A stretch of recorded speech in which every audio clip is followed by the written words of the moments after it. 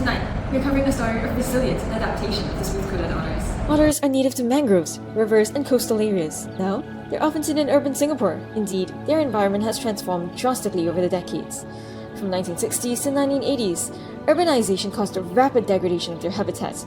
River canalization, mangrove clearance, and pollution caused otters' decline and disappearance, highlighting the urban development impacts native species. This also impacted fish populations and wetland health. Otters reappeared in the 1990s, which was mainly driven by improved water quality, reduced pollution, which restored ecological viability to water bodies, allowing recolonization and breeding. By 2000s, consistent environmental work made waterways more habitable. Reservoirs like Marina Barrage turned estuaries into freshwater lakes, regenerating mangroves, allowing otters to thrive. Globally, smooth-coated otters are listed as vulnerable on the IUCN Red List. However, locally, once listed as critically endangered, they've since rebounded to endangered due to widespread conservation efforts. Otters today live in hybrid urban natural habitats, parks, reservoirs to artificial dens under bridges and drains, making Singapore one of the few cities in the world where a large carnivore thrives in an urban landscape. Although otters are visibly thriving locally, their populations remain small and vulnerable, hence they are still listed as endangered. There are numerous efforts being made to improve their status in Singapore. Otters are protected by NParks, which oversee wildlife regulations.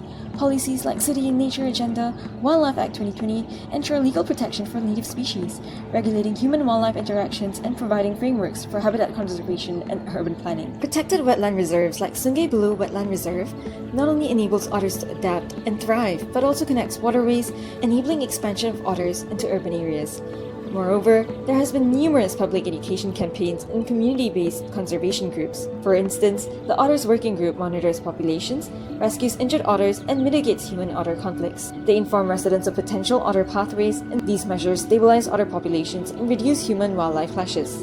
Large-scale cleanups and wetland reserves create long-lasting habitats for otters to thrive with minimal human disturbance. Legal protection deters crimes against otters and integrates conservation into urban planning. However, their limitations lie in scale and enforcement. Reserves are small and fragmented, forcing otters into human spaces. Environmental improvements are often costly and slow, and highly vulnerable to urbanization. Legal protections cannot prevent every incident of conflict, and public cooperation is inconsistent. The reappearance of otters restored predator-prey balance in waterways. This urban adaptation also brought about new consequences, leading to conflicts with humans such as raiding koi ponds or interfering with aquaculture. There have been rare, scattered instances where otters have bidden humans to protect themselves. This raises the question about coexistence. Should humans adapt to accommodate thriving wildlife? Or should urban wildlife be managed to minimize conflict? There was an instance where a family of otters entered NUS High School and created a ruckus by eating the fish in the ponds and leaving bloody messes. For many Singaporeans, spotting an otter family has become a new urban delight. Otters are more than just cute animals splashing in Singapore's rivers. Their anatomical, physiological, and behavioral adaptations ensure survival in hybrid habitats. First, their bodies.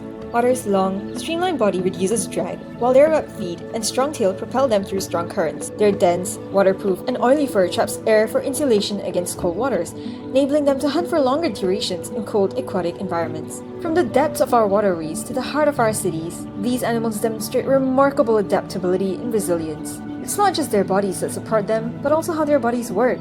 They have high lung capacity, allowing them to hold their breath for up to 8 minutes, while slowing their heart rate conserves oxygen. Their high metabolic rate allows them to sustain energy for constant swimming and hunting. Lastly, their behavior. Otters are highly social creatures that live in family groups of up to 20. Living in groups boosts hunting success. As they navigate reservoirs, rivers, and canals, these social mammals continue to charm and challenge our urban ecosystem, making headlines for all the right reasons.